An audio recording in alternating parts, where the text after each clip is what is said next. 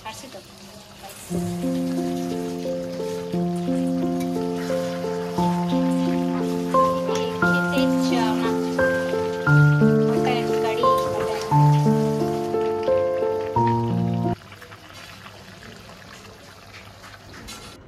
তো hello everyone, আজকে ব্লগটা এখান থেকেই শুরু করছি।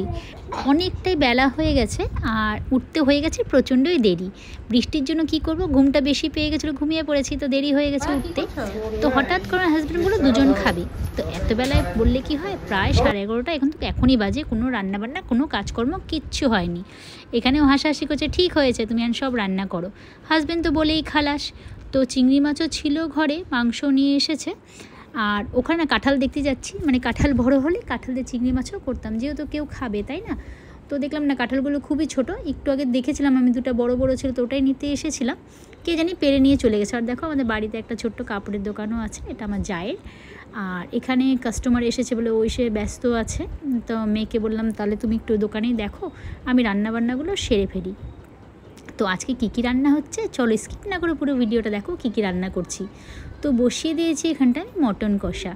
তো মটনটা আগে বসালাম, কেন কি মটনটা হতে হতে আমি বাদ বাকি যা রান্না করবো, কি বাকি রান্নাগুলো ওগুলো আমি কিন্তু কেটে টেটে রেডি করে নেবো। তো দুই মেয়েকে স্নান টান করিয়ে ওদেরকে একটু খাইয়ে দিয়ে টিভিটা চালিয়ে দিয়েছি, আর ঘরের কাজকর্ম সব ক্লিন করে নিয়েছি। তো আজকে তো কাজে দিদিও আসার কথা ছিল না, তো খুব জোর করে ফোন করে ডেকে নিয়েছি। তো এখানে মেশিনে জামা কাপড়ও দিয়ে দিয়েছি। এখন তো মোটামুটি অনেকটাই বেজে গেছে, কি করব। তো এই যে দেখো রান্না হয়েছে কচু বাটা। আমি শর্টেই ব্লগটা করছি, কারণ কি যেহেতু গেস্ট আসবে বলে।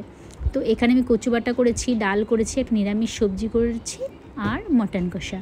তো দেখতেই পারছো, কারণ খেতে ইচ্ছে করলে চলে আসো আমার বাড়িতে।